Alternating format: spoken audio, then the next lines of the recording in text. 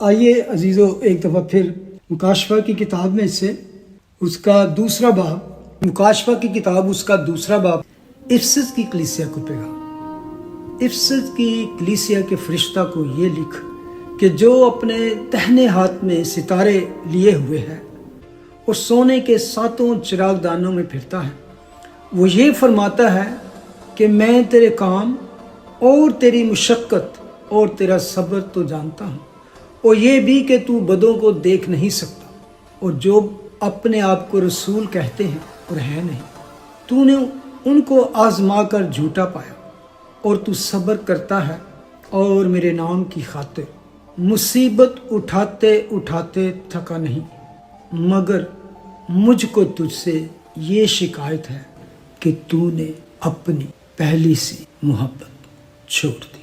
پس خیال کر کہ تو کہاں سے گرا ہے اور توبہ کر کے پہلے کی طرح کام کر، اور اگر تو توبہ نہ کرے گا تو میں تیرے پاس آ کر تیرے چراغ دان کو اس کی جگہ سے ہٹا دوں گا۔ البتہ تجھ میں یہ بات تو ہے کہ تو نیکلیوں کے کاموں سے نفرت رکھتا ہے، جن سے میں بھی نفرت رکھتا ہوں۔ جس کے کان ہوں وہ سنے کہ روح کلیسیاؤں سے کیا فرماتا ہے۔ جو غالب آئے میں اسے اس زندگی کے درخت میں سے جو خدا کے فردوس میں ہے پھل کھانے کو دوں گا۔ خدا ان کے زندہ کلام کے پڑھنے، سننے اور اس پر عمل کرنے والے مبارک ہوں۔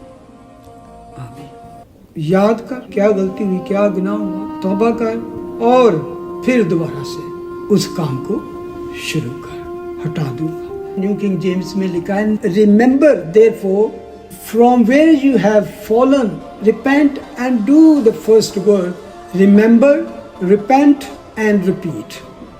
لیکن اسی آیت کی اگلی بات جو ہے اس میں پھر ایک بڑا چیلنج اور وارننگ بھی دی گئی ہے۔ اگلا حصہ اس میں کیا، اور اگر تو توبہ نہ کرے گا تو میں تیرے پاس آ کر تیرے چراغ دان کو اس کی جگہ سے ہٹا دوں گا۔ Repent or else I will come to you quickly and remove your lampstand from its place۔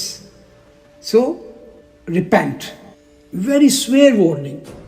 اس بات کو وہی سمجھ سکتے ہیں جنہوں نے اپنے آپ کو خدمت کے لیے وقف کیا، اس کال کو یس کیا اور خداوند کا کام اس محبت سے شروع کیا جس کا ذکر پہلے کر چکے ہیں، کہ وہ جانتے ہیں کہ وہ کیا پیشن تھا، وہ کیا جذبہ تھا، وہ کیا جوش تھا جس سے انہوں نے شروع کیا۔ تو they have to revisit their calling۔ ان کا اپنی بلاہٹ کو چیک کریں، کیا میرا وہ پیشن وہی ہے، میرے اندر وہی آگ ہے روح کی لگی ہوئی۔ مجھے یاد ہے کہ جب میں نے خداوند کو اپنی زندگی دی اور جن دنوں میں میں اسٹڈی کر رہا تھا، یہ تقریباً 2004 کی بات ہے، اس وقت میں بائبل کالج میں تھا تو اسٹڈی کر رہا، تو میں ایک جگہ سے کچھ ٹیچنگ کی سیریز منگوانا چاہ رہا تھا، تو میں نے کہا کہ مجھے سیریز بھیج دیں کلوی چیپل کی، پوری بائبل کی سیریز تھی۔ تو انہوں نے مجھے کہا کہ why not you buy iPod، اس میں کئی گھنٹوں کی ٹیچنگ ہے، وہ اس میں آ جائے گی، تو آپ کو بہت ساری سیریز نہیں خریدنی پڑے گی۔ تو میں نے ان سے پوچھا کہ what is iPod، آج سے حساب لا لیں 20 سال پہلے کی بات کر رہا ہوں۔ تو اس ٹائم I think 350 اور 300 پاؤنڈز کا میں نے وہ خریدا تھا۔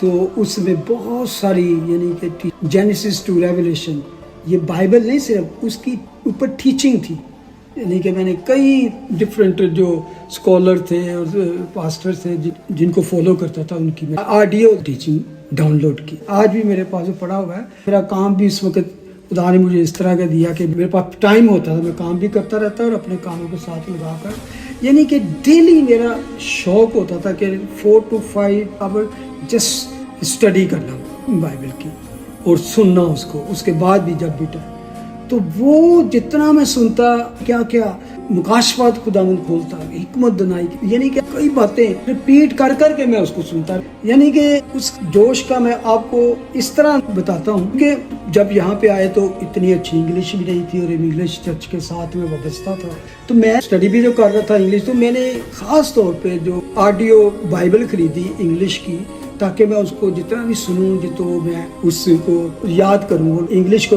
और ज़्यादा समझने का मुझे खुदा हिकमत दे।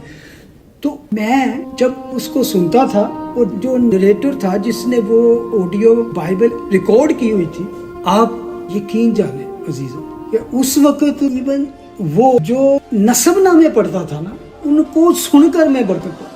सिर्फ उनमें नाम होते थे, फलाने से फलां पैदा हुआ, फलाने से फलां पैदा हुआ। जब वो पढ़ता था तो इट्स लाइक मेरे बदन में मतलब कि ना मुझे फील होता था, tangible feeling I can feel. यानी कि बाइबल को इवन सुनने का इतना मुझे पैशन था।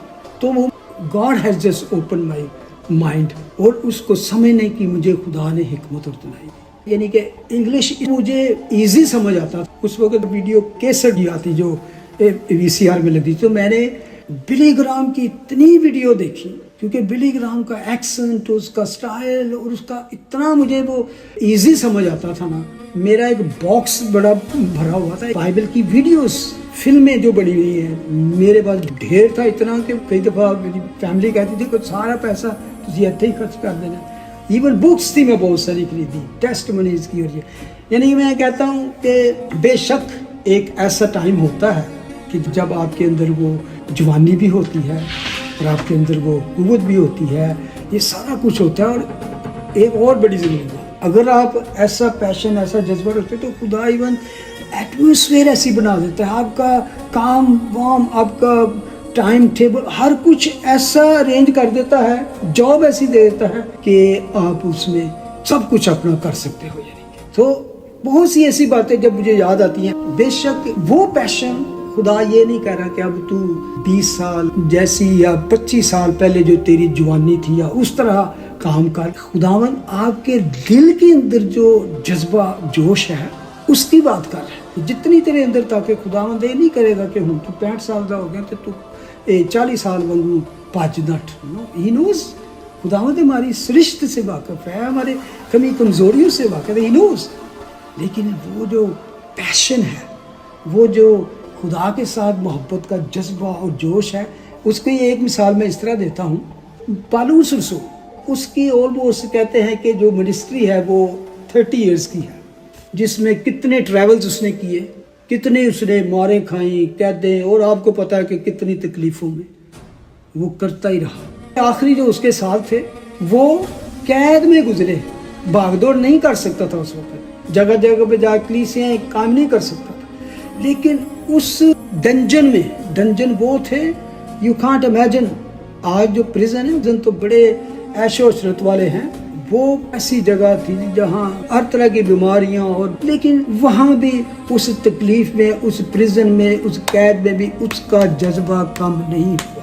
इससे आप समझे खुदा को ये नहीं कह रहा था कि तू निकल क्यों नहीं रहा, नहीं, खुदा कहता है आप जहाँ भी हो आपका जोश और जज्बा। यानी कि अगर मैं आज इस उम्र में मैं भाग दौड़ नहीं सकता, बहुत सारी प्रॉब्लम है, जैसे बिशप साहब को है, मैं उनकी इस मोहब्बत की दाद देता हूँ जो मसीह से है कि वो हमारे साथ जुड़ते हैं, जितना भी उनका जोश और जज्बा है वो अपना पेश करते हैं। मेरी आई रियली गेट इनकरेज कि उनकी वजह से मुझे होती है कि तुम अगर वो कर सकते हैं तो ये चीज़ें हमें आखिरी दम तक करती रहनी है। जब चाहत हो तो वो करने के लिए खुदावन हमें बहुत से मौके, ज़राए और हर तरह के वसीले मुहैया कर देता है। आपका जज्बा होना चाहिए, आपका शौक होना चाहिए। What ever you do, put Christ first. आपकी ज़िंदगी का, आपके बिजनेस का, आपकी फैमिली का, हर चीज़ जो भी आप फ्यूचर का प्लान करें, आप उसमें पहला दर्जा या मरकज़ जो है, सेंटर जो है, मसीह होना चाहिए। जो भी करें उसमें ये ज़रूर रखें कि ये होगा तो मैं खुदा को किस तरह टाइम, मैं अपनी जो खिदमत है या मेरा जो प्रॉमिस है, जो मेरी डेडिकेशन है या मेरी जो बुलाहट है, उसको मैं कहाँ रखूँगा, उसमें तो कोई फ़र्क नहीं आएगा।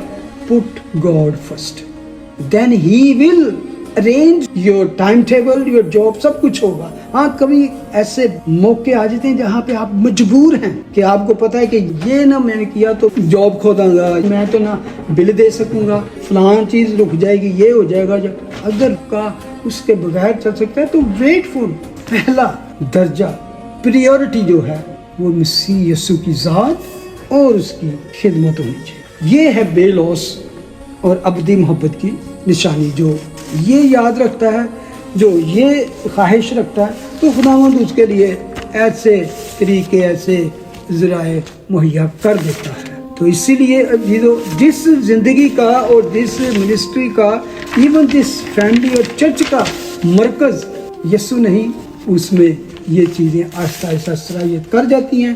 پھر یسوع سیکنڈ سے تھرڈ سے فورتھ اور پھر آخر میں چلا جاتا ہے. ان کی پریورٹی میں وہ دوسری چیزیں پہلے آ جاتی ہے. تو خداوند اصل میں کہہ رہا ہے کہ where I am in your list, تیرے پروگرام میں، تیرے منصوبے میں، تیرے فیوچر میں، تیرے پلان میں کون سے نمبر پہ ہوں. آج تو دنیا کے پاس یہ سارے چیزیں ہیں، پہلے یہ پھر تو اینڈ پہ یہ. ہر کسی کی زندگی میں منصوبے ہیں، پلان ہیں، اپنی ذات کے لیے، فیملی کے لیے، اپنے بچوں کے لیے، سارا کچھ فیوچر کے لیے. یہ ایک نیچرل بات ہے. تو ہم پھر وہ پلان خدا کے آگے رکھ کے تو دعا کرتے ہیں کہ خداوند یہ ہمارے پلانز ہیں، یہ ہماری خواہشات ہیں، ڈیزائرز ہیں، فیوچرز کے پلان ہیں. تو لارڈ بلیس دس پلان، خداوند اس منصوبے کو برکت دے. اب اس طرح کی دعا میں یا اس طرح کے منصوبے میں مسئلہ کیا ہے کہ آپ نے منصوبہ بنایا اور خداوند کے آگے رکھ دیا کہ خداوند اس کو برکت دے، جبکہ ہونا یہ چاہیے کہ منصوبہ مرکز میں نہیں ہونا چاہیے، یسوع مرکز میں ہونا چاہیے. خداوند ہم یہ چاہتے ہیں تیری مرضی کیا ہے، کیا تیری مرضی ایسی ہے جو ہم نے پلان کیا ہے؟ اگر تیری مرضی ایسی نہیں ہے تو ہمارے دلوں سے، ہماری منصوبوں میں سے یہ پلان خارج کر اور اپنے پلان ہمارے ذہنوں میں، ہمارے دل میں پلانٹ کر، تاکہ ہم اسی سوچ کی طرف جائیں، اسی بات کی طرف، اسی ڈگر کی طرف جائیں جس میں تیری پاک مرضی ہے. چاہے اس میں ہمیں تکلیف ہو، چاہے اس میں پرابلم ہو، لیکن ہم جانتے ہیں کہ تیرا منصوبہ، تیرا پلان جو میرے لیے، میری فیملی کے لیے، میری چرچ کے لیے ہے، وہ ہمیشہ پراسپر ہوگا. آمین. تو یہ اصل میں خداوند ہم سے چاہتا ہے. عزیزو، یہ وارننگ کہ اگر تو توبہ نہ کرے گا تو میں تیرے پاس آ کر تیرے چراغ دان کو اس سے ہٹا دوں. اب یہ چراغ دان کیا ہے؟ تو میں اس بات کو جب دوبارہ دیکھ رہا تھا تو خداوند نے ان چراغ دان کو یہ نہیں کہہ دیا 8 چراغ دان دے، سونے کے 7 چراغ دان، یعنی کہ اس کے لیے یہ چراغ دان کتنے قیمتی ہیں. اس کے لیے یہ کوئی عام بات نہیں ہے. گولڈ کو ہمیشہ شاہی ایک رائلٹی کے طور پر دیکھا گیا ہے. سونے کے 7 چراغ دان، کوئی مٹی کے نہیں، لکڑی کے نہیں، کوئی ایسے ویسے پتھر کے نہیں، بلکہ سونے کے چراغ دان. لیسیا کو سونے سے تشبیہ دی گئی ہے اور اس کی وجہ ہے یہ جتنی باتیں ہم یہاں پہ پڑھتے ہیں نا، اس کا پیچھے ذکر ہو چکا ہے. اس کی تفسیر کرنے کے لیے، اس کو سمجھنے کے لیے نہ ادھر ادھر جانے کی ضرورت ہے. ہم صرف بائبل کو ہی تھوڑا سا چیک کریں، پرکھیں، جانیں تو ہم کو پتہ چلے گا یہ بات تو پہلے بھی لکھی ہے. آپ بے شک اس کو یہاں پہ چراغ دان پڑھتے ہیں، لیکن مجھے یقین ہے کہ جو اولڈ ٹیسٹامنٹ کی بھی آلریڈی اسٹڈی کر چکے ہیں، ان کا دھیان پیچھے چلا جانا چاہیے. ان کو فوراً یاد آنا چاہیے، او یہ بات تو ہم پتہ ہے. یہ بات فوراً ہمیں پیچھے لے جاتی ہے. خروج کی کتاب میں خداوند نے جب موسیٰ کو اس خیمہ اجتماع کے لیے بعد میں ہیکل بنی، اس کے ظروف بنانے کا حکم دیا، تو وہاں خاص طور پر اس بات کی خدا نے ان کو تربیت دی. خروج 25 باب میں جائیں تو اس کی 31 آیت میں لکھا، اور تو خالص سونے کا ایک شمعدان بنا. سونے کی بات آ گئی نا. ہم نے تو پڑھا تھا کہ سونے کے 7 چراغدان، لیکن اصل میں وہ خالص سونے کا شمعدان بنانا. تو شمعدان، اس کے بعد اس کی پوری ڈیٹیلز دی گئی ہیں. وہ بات بھی آپ جہاں پہ جا کے پڑھ سکتے ہو. 25 باب 31 آیت سے 37 تک ہے. لیکن 37 آیت میں لکھا تھا کہ اور تو اس کے لیے 7 چراغ بنانا، یعنی چراغ جلائے جائیں تاکہ شمعدان کے سامنے روشنی ہو.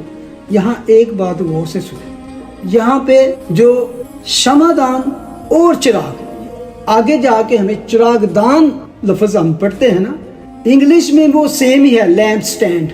وہ جو ہیکل میں 7 شاخوں والا ایک لیمپ سٹینڈ تھا، شمعدان تھا یا چراغ دان تھا. اس کو یہاں پہ 2 حصوں میں لکھا گیا ہے. خالص ہونے کو ایک شمعدان، تو پھر لکھا ہے تو اس کے لیے 7 چراغ بنانا، یعنی شمعدان اور چراغ یہ دونوں مل کر کیا بنے؟ چراغ دان بن گیا. लैम्प स्टैंड दोनों चीजें मिला दी गई, यानी चिराग जलाए जाएं ताकि शमादान के सामने रोशनी हो। लफ्ज रोशनी को आप ज़हन में रखें। अच्छा, आगे अगर जाके 27 बाब में पढ़ेंगे खुरूज की, तो वहां लिखा हो 20वीं आयत में, और तू बनी इसराइल को हुक्म देना कि वो तेरे पास कूट कर निकाला हुआ जैतून का खालिस तेल रोशनी के लिए लाएं ताकि चिराग हमेशा जलता रहे। रोशनी करने के लिए उसमें क्या था? उसमें तेल डाला जाना था, और वो तेल भी जो उस चिराग दानों में डाला जाता था, जो चिरागों के लिए वो छोटी छोटी कुपियां बनी थी उसके ऊपर 7, तो उनमें तेल जो डाला जाता था स्पेशल था। और उस तेल के लिए भी खुदा ने उनको एक फार्मूला दिया था, और ये था कि ये तेल यूज नहीं किसी और काम के लिए हो सकता, सिर्फ हैकल के ज़रूफ के लिए और दूसरे हैकल के कामों के लिए। ये उस चिराग के लिए जो हैकल की वाहिद एक रोशनी का सोर्स था, उसके लिए खुदावंद ने कहा था वो खालिस तेल बनाकर उस चिराग में डालना, और ये चिराग हमेशा तक जलता रहे, हमेशा जलता रहे। ये हुक्म था काहिनों के लिए कि वो हर रोज जाते, सबसे पहले एंटर होते ही राइट साइड पे था शो ब्रेड यानी रोटियों के लिए मेज थी, और दूसरी तरफ ये लैम्प स्टैंड रखा हुआ था जो रोशनी के लिए था। तो रोशनी खुदावंद कहते हैं कभी मुदम ना हो। 21 आयत में लिखा है खैमा इज्तिमा में उस पर्दा के बाहर जो शहादत के संदूक के सामने होगा, हारून और उसके बेटे शाम से सुबह तक शमादान को खुदावंद के रूबरू रास्ता रखें। ये दस्तूरुल अमल बनी इसराइल के लिए नस्ल दर नस्ल सदा कायम रहे। मैं ये तहमीद किसी वजह से बांध रहा हूँ। पहले तो आपको चिरागदान की अहमियत मालूम होगी, तो फिर खुदावंद की इस बात को समझना कि खुदावंद इस कलीसिया जिसको उसने कहा कि सोने के चिरागदान, ये सोने का चिरागदान जिसको खुदावंद ने पहले चैप्टर में ही बयान कर दिया था कि ये चिरागदान जो है कलीसियाएं हैं, तो खुदावंद की नजर उसके कलीसियाओं के ऊपर क्या है कि प्रेशियस थिंग टू हिम, कीमती चीज है उसके लिए उसकी कलीसिया। खुदावंद उसको ऐसे नहीं देखता, ऐसे नहीं कह रहा कि अगर तू तौबा ना करेगा। ये उसके पासबान को, ये उसकी लीडरशिप टीम को खुदावंद कह रहा है कि अगर तू तौबा ना करे, कोई गलत काम हो रहा है, मसला बना है, तो तू ठीक कर ले। यहाँ पर हैकल का जो वाहिद सोर्स था वो क्या थी? ये 7 जलते हुए चिराग जो लैम्प स्टैंड के साथ थे।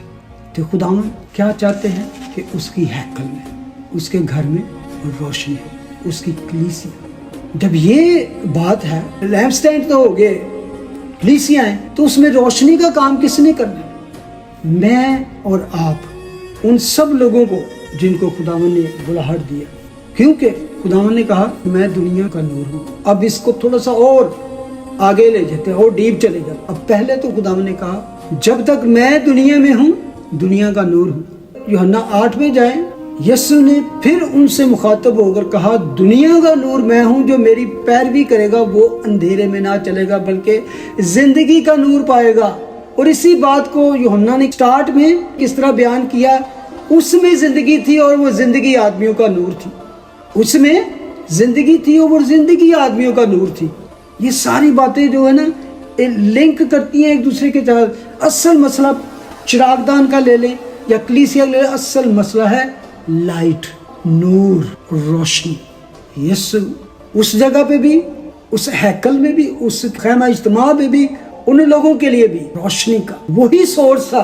वो जो बियाबान में रात को आग का शोला रोशनी बन के उनके आगे आगे चलता, पिलर ऑफ लाइट बन के, उसी वजह से उनको रोशनी मिलती और उनको तपश मिलती थी, वो गर्माहट मिलती थी। और ना सिर्फ ये बातें, बल्कि वो बियाबान बड़ा डेंजरस टाइप था, बड़े बड़े जहरीले वहाँ पे उड़ने वाले सांप थे। तो इस रोशनी और तपश की वजह से वो कभी उनके पास नहीं आते थे। आप कभी नहीं सुनेंगे कि किसी इस्राएली को सांप ने, बिच्छू ने, ये किसी चीज़ ने डस लिया या वो मर गया। हाँ, सिर्फ उनकी गुनाह और गलती की वजह से खुदावंद ने ऐसी बातें होने दी तो फिर सांप निकलेगा। लेकिन otherwise when they were walking in faith और अच्छी तरह चलते थे, کوئی کسی قسم کا کیڑا مکوڑا تک ان کے پاس نہیں آتا. ایون ایٹ دا بگننگ کیا ہوا, خدا نے سب سے پہلے روشنی ہو جاؤ, روشنی ہو گئی. پورا کلام پڑھ لو, آپ کو بار بار یہ باتیں ملیں گی. تیرا کلام میرے قدموں کے لیے چراغ اور میری راہ کے لیے روشنی ہے. یہ تو یہ بات تھی کہ خداوند یسوع مسیح کیا تھے, روشنی, نور. اور جب وہ دنیا سے جانے لگے تو پھر اس نے اپنے لوگوں کو کیا کہا, متی 5 باب میں, تم دنیا کے نور ہو.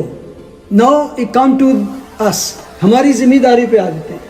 تو ہماری روشنی کس طرح چمکنی چاہیے, تم دنیا کے نور ہو, جو شہر پہاڑ پر بسا ہے وہ چھپ نہیں سکتا. اور چراغ جلا کر پیمانہ کے نیچے نہیں بلکہ چراغ دان پر رکھتے ہیں. آگے نا 2 حصے, چراغ جلا کر چراغ دان پر رکھتے ہیں. چراغ دان ایک چیز ہے, چراغ علیحدہ کپیاں ہیں جن میں تیل ڈالا جاتا ہے. تو اسی طرح اگر پڑھیں گے نا وہ 10 کمواریوں کی تمثیل کو, آپ کو سمجھ آئے گی کہ خداوند کیا کہہ رہے تھے, کہ جن کی کپیوں میں تیل نہیں تھا تو وہ جل نہیں رہی تھی, روشنی نہیں دے رہی تھی. اصل مقصد کیا ہے, روشنی اندھیرے کو دور کر دیتی ہے, روشنی گائیڈ کرتی ہے. روشنی کی وجہ سے بہت ساری چیزیں کے اوپر سے اندھیرا تاریکی ختم ہو جاتی ہے اور وہ نمایاں ہو جاتی ہے.